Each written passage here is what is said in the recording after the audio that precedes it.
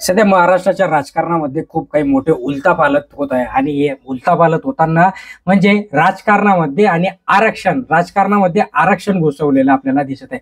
बघा, काल धनंजय मुंडे यांनी वंजारा आणि बंजारा हा समाज एकच आहे आणि दोघांना एसटी मध्ये आरक्षण द्या अशी मागणी केली। त्यावर आज चंद्रशेखर बावनकुळे यांनी काय प्रतिक्रिया दिल्या नक्की बघा।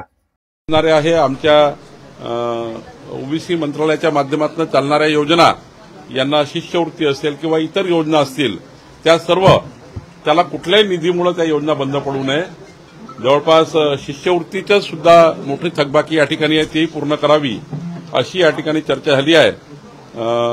ओबीसी वसतिगृह जे आहेत, हॉस्टेल्स आहेत, ते प्रत्येक जिल्ह्यामध्ये असले पाहिजे। त्याच्या शासकीय जागा या 16 ठिकाणी अजूनही जिल्ह्यात शासकीय हॉस्टेलचा जागा मिळाला नाही, त्याची चर्चा झाली। ओबीसीचे त्या ठिकाणी विभागीय कार्यालय त्या ठिकाणी झाले पाहिजे याची चर्चा झाली। जवळपास 18-19 मुद्द्यावर आजच्या बैठकीत चर्चा झाली। बंजारा समाजाचं जे आंदोलन आहे त्यांची मागणी ही जी शेड्यूल ट्राईबमध्ये आहे, शेवटी शेड्यूल ट्राईबमध्ये घेत असताना जे काही केंद्र सरकारच्या या शेड्यूल ट्राईबचे जे काही कमिशन आहे किंवा जे काही कायदे आहेत त्याप्रमाणे शेड्यूल ट्राईबमध्ये जात असताना हे संपूर्ण केंद्र सरकारपर्यंत याचं जे जाती अंतर्भूत करताना याचा संपूर्ण डेटा हा केंद्र सरकारकडे आहे।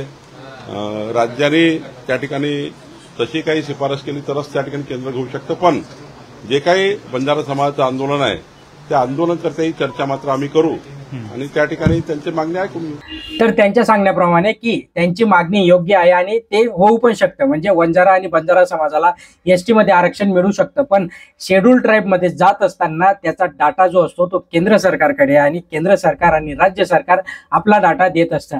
म्हणजे सर्वस्वी आता हे यांनी थोपटलंय की ते केंद्र सरकारकडे, आता केंद्र सरकारकडे जर या गोष्टी जातील तर मग ते सगळ्या गोष्टी आल्या, जसं की कोर्ट आलं, मॅटर आलं आणि मग त्याच्यात काय होणार आहे, सर्वसामान्य जनता जी आहे ती फक्त या गोष्टी आणि आश्वासनांना भूलथापांना बळी पडणार आहे आणि फायनली होणार काही नाही। या सगळ्या गोष्टींचा जर विचार आपण केला, परिपाक जर बघितला तर या लोकांना कोणाचंही काही पडलेलं नाही, फक्त आपलं शेकून घ्यायची आणि आपले मोठेपणा दाखवून घ्यायचं असं दिसतंय।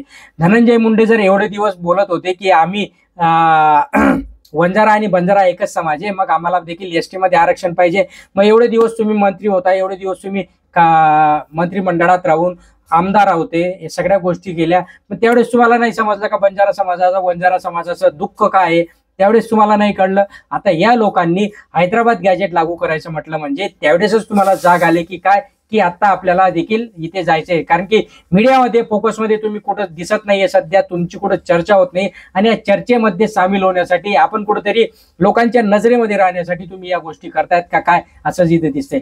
सगळ्यात म्हणजे फायनल जर एकच गोष्ट आपण बघितली तर या सरकारला कोणाशीही काही घेणं देणं नाहीये, यांना घेणं देणं आहे ते फक्त आणि फक्त आपलं दिवस ढकलायचे दिवसामागे दिवस। मागे पंकजाताई देखील उभ्या आहेत, पंकजाताई काही बोलताना दिसत नाहीये की एवढे दिवस आपण केलं काय, मग बंजारा समाजाला तुम्ही एसटी मध्ये आरक्षण का दिलं नाही, फक्त ओबीसीच्या नावाने आपण लढत राहिलो। आता ओबीसी मराठा हा वाद तर बाजूलाच राहिला, दुसरा वाद महाराष्ट्रामध्ये उपाडून आला, तो म्हणजे वंजारा बंजारा। तुम्हाला काय वाटतं या सरकारविषयी, या धोरणांविषयी नक्की खाली कमेंट बॉक्समध्ये कळवा। चॅनलला सबस्क्राईब करा, लाईक करा, शेअर करायला तर विसरू नका। धन्यवाद।